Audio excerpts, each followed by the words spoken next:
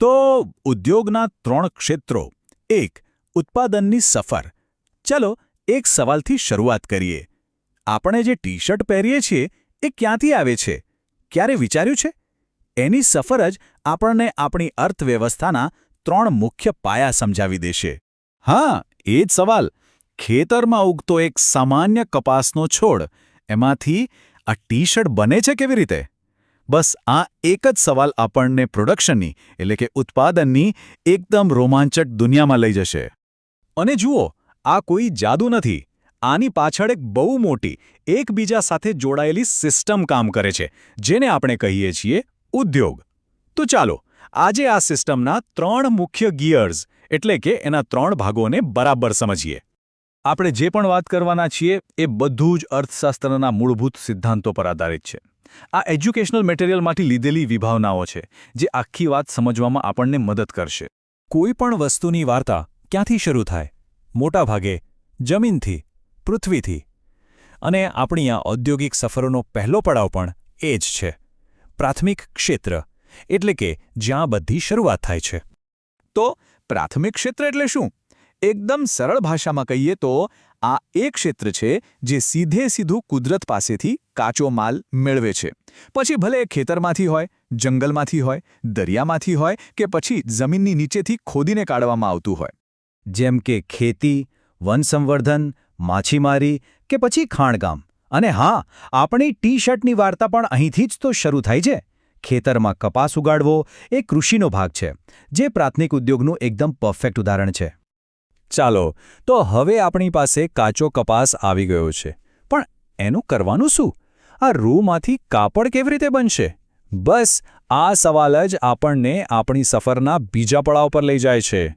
અને હવે આવે છે અસલી મજા, એટલે કે બનાવટનો તબક્કો. આપણે વાત કરી રહ્યા છીએ ગૌણ ક્ષેત્રની, જેને મેન્યુફેક્ચરિંગ સેક્ટર અથવા તો ઉત્પાદનનું હબ પણ કહી શકાય. આ ક્ષેત્ર છે ને, એ પ્રાથમિક ક્ષેત્ર અને આપણા વચ્ચે એક પુલ જેવું કામ કરે છે. એ કાચો માલ લે છે, એના પર પ્રોસેસિંગ કરે છે અને એને તૈયાર વસ્તુમાં ફેરવી નાખે છે. ટૂંકમાં આ જ છે જ્યાં વસ્તુઓ બને છે. તો આપણી ટી શર્ટની વાર્તા અહીં આગળ વધે છે. એ કાચા કપાસને કાપડની મિલમાં લઈ જવાય છે અને એમાંથી કાપડ બને છે. આ કામ છે ગૌણ ક્ષેત્રનું.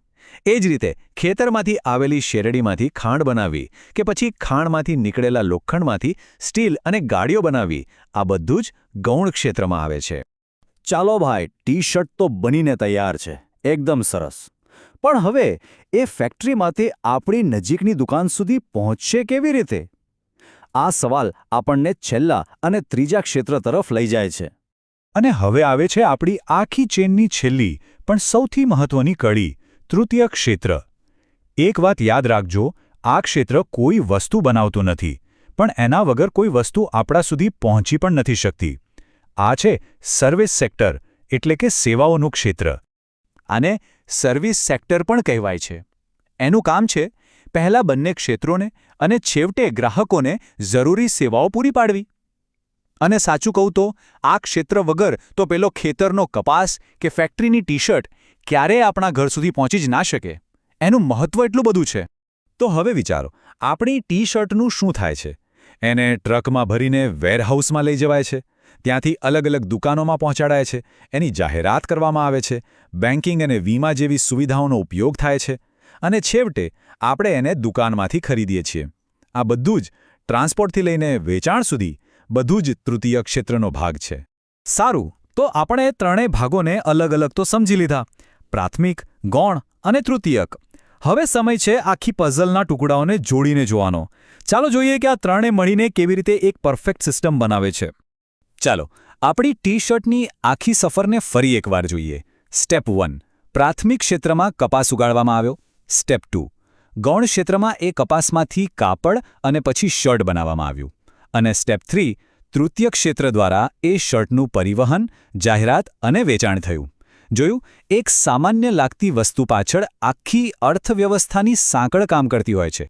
અને આ ટેબલ આખી વાતને એકદમ સરળ બનાવી દે છે. પ્રાથમિક ક્ષેત્ર એટલે કાચો માલ, જેમ કે ખેતી કે ખાણકામ. ગૌણ ક્ષેત્ર એટલે ઉત્પાદન, જેમ કે ફેક્ટરી. અને તૃતીય ક્ષેત્ર એટલે સેવાઓ, જેમ કે ટ્રાન્સપોર્ટ અને દુકાનો. અને સૌથી અગત્યની વાત, આ ત્રણેય એકબીજા પર નિર્ભર છે. એક વગર બીજાનું કામ ચાલી જ ના શકે. અને આ જ આજના વિષયનો મુખ્ય સાર છે. કોઈ પણ ક્ષેત્ર એકલું નથી. એ બધા એક સાંકળની કડીઓ છે જે આપણા સુધી વસ્તુઓ અને સેવાઓ પહોંચાડે છે. વિચાર કરો, ખેડૂત કપાસ ન ઉગાડે તો ફેક્ટરી શું બનાવશે? અને ફેક્ટરી ટી-શર્ટ બનાવે પણ ટ્રાન્સપોર્ટ ના હોય તો એ બજારમાં કેવી રીતે પહોંચશે? બધું એકબીજા સાથે જોડાયેલું છે. અને હવે જતાં જતાં એક સવાલ જેના પર વિચારવું જરૂરી છે. આપણે જોઈ રહ્યા છીએ કે ટેકનોલોજી અને ઓટોમેશન કેટલી ઝડપથી બધું બદલી રહ્યા છે.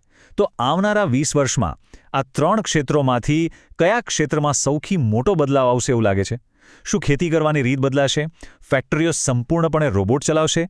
કે પછી સેવાઓનું ક્ષેત્ર આખું ઓનલાઈન થઈ જશે? આના પર વિચારવું ખરેખર રસપ્રદ છે.